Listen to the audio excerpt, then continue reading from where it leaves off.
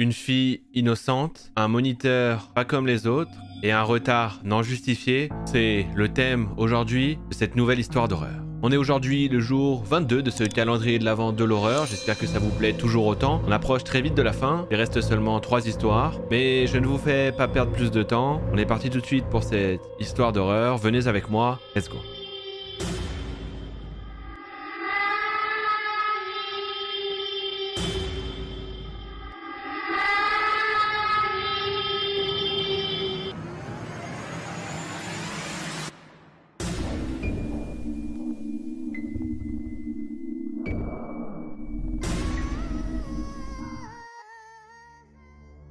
Cette histoire, c'est l'histoire d'Oriane, et Oriane nous explique qu'elle s'est installée dans le sud il y a pas longtemps. Elle en a profité pour s'inscrire dans une auto-école pour passer le permis, sachant qu'elle avait déjà le code. Elle explique qu'habituellement, elle fait ses heures avec une certaine Marina, avec qui elle s'entend très bien, qui lui a appris les bases de la conduite, etc. et avec qui ça se passe très bien. Un jour, alors qu'elle doit faire une heure de conduite, elle y va avec son frère, et Marina l'informe qu'elle aura aujourd'hui Quentin comme moniteur parce que Marina ne peut pas être là. Son frère lui dit « Ah, il est trop bien, Quentin, etc. Tu verras, il donne des super conseils sur la mécanique et sur la conduite, bref, tu vas t'éclater. » Oriane, elle est totalement détendue, elle se dit « Bon bah, ça va être cool, ça va changer un peu, ça va me donner d'autres habitudes. » Après ça, elle précise juste que si seulement Quentin était arrivé avant que son frère parte, toute cette histoire ne se serait pas déroulée. Sauf que voilà, le moniteur de son frère est arrivé, son frère est parti pendant son heure de conduite, et Oriane a attendu encore quelques minutes. Elle a attendu 10-15 minutes, mais elle le savait puisque Marina lui a dit que Quentin serait en retard de 10-15 minutes. En attendant, Oriane regarde les voitures qui passent en se demandant laquelle elle va conduire, jusqu'à un moment où elle entend « Hey, c'est toi Oriane? Je suis Quentin, viens, on va faire ton heure de conduite. » Oriane se dit « Bon bah ça y est, il est arrivé », elle monte donc dans la voiture, elle s'installe du côté conducteur et elle commence à démarrer la voiture.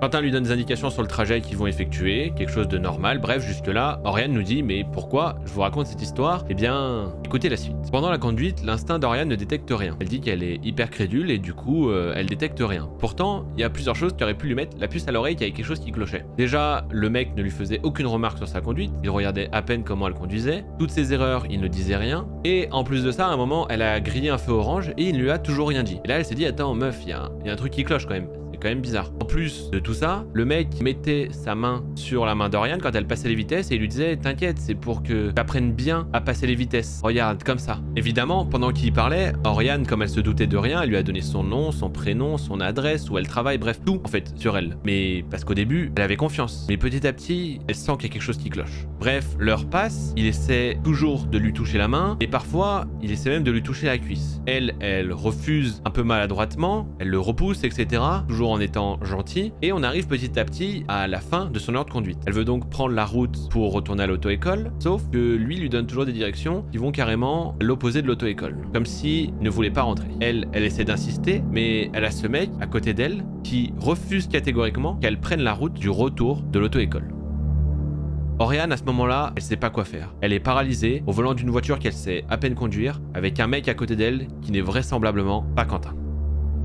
Elle continue à rouler et de temps en temps, elle fait exprès de prendre la route vers l'auto-école en disant « Ah, oups, je me suis trompé » pour se rapprocher petit à petit. Et lui, il la fixe alors qu'il est juste à côté d'elle avec un regard terrifiant. Elle a l'impression d'être une proie coincée dans sa voiture. Au bout d'un moment, elle pète un câble, elle dit « Bon, il faut vraiment qu'on rentre parce que mon père et mon frère vont m'attendre et j'ai pas envie de les faire attendre. » À ce moment-là, il dit plus rien. Elle en profite pour retourner vite jusqu'à l'auto-école avec le peu d'heures de conduite qu'elle a. Et en arrivant sur le parking de l'auto-école, c'est là qu'elle remarque plusieurs détails, qu'elle se rend compte de ce qu'elle vient de vivre. Déjà de 1, il a pas de tablette comme les autres moniteurs pour noter ce qui est bien et ce qui est pas bien. De 2, il a pas de pédale de son côté. Comme vous savez, les voitures d'auto-école ont des pédales des deux côtés pour que le moniteur puisse gérer si jamais il y a un problème. Et surtout, c'est les mêmes rétros que dans une voiture standard. Il n'y a pas de double rétro pour que justement le moniteur puisse voir dans les rétros, etc. Il n'y a pas tout ça. Sauf que Oriane, elle dit qu'elle n'avait rien remarqué. Et elle vient de se rendre compte qu'elle a passé 1 heure dans une voiture avec un parfait inconnu et qu'elle ne sait même pas pourquoi il est là.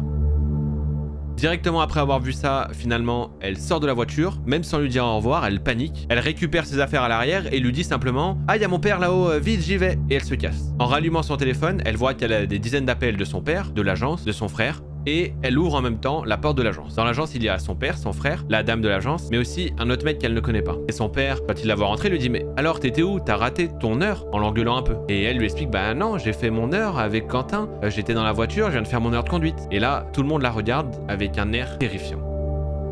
la dame qui est à l'accueil de l'auto-école lui dit « Mais Quentin, c'est lui, l'homme qui est avec eux et que Oriane ne connaît pas. » Et à ce moment-là, tout remonte dans sa tête. Elle se rend compte qu'elle n'était pas folle et qu'elle a passé 1 heure avec quelqu'un, encore une fois, qu'elle ne connaît pas, qui lui a fait passer 1 heure de conduite, qui a essayé de la toucher et peut-être même de l'enlever. Et surtout, qu'elle ne sait pas c'est comment dès le début il connaissait son prénom, comment il connaissait le nom de Quentin et surtout pourquoi il a fait tout ça. Bref, elle n'a jamais revu ce mec, et tant mieux, mais encore aujourd'hui, elle est terrorisée par ça, elle en fait encore des cauchemars. Après ça, elle a été remboursée de son ordre de conduite et elle a pu le refaire avec le vrai Quentin. Et maintenant, ils mettent des photos des moniteurs à l'entrée de l'auto-école, et tous les élèves doivent attendre à l'intérieur de l'auto-école, et les moniteurs doivent aller les chercher à l'intérieur. Si vous voulez voir une autre partie de ce calendrier de l'Avent de l'horreur, je vous dirige directement sur cette vidéo où vous pourrez remonter petit à petit tous les jours du calendrier de l'Avent de l'horreur et ainsi voir toutes ces histoires horribles. Et sur ce, je vous souhaite une excellente matinée, nuit, journée et je vous dis à demain et je vous fais un bisou la famille.